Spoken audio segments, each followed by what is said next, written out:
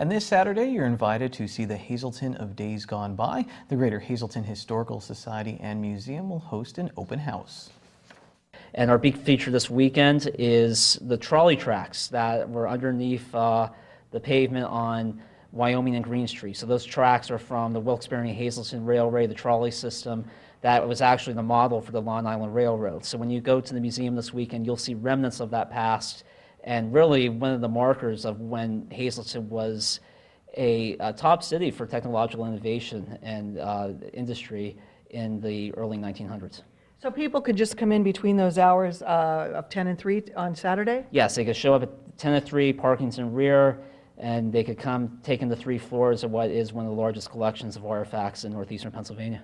First-time visitors are always floored, and I still remember the reaction I had when I came in for the first time almost 10 years ago. I mean, it's truly a house of everything Hazleton.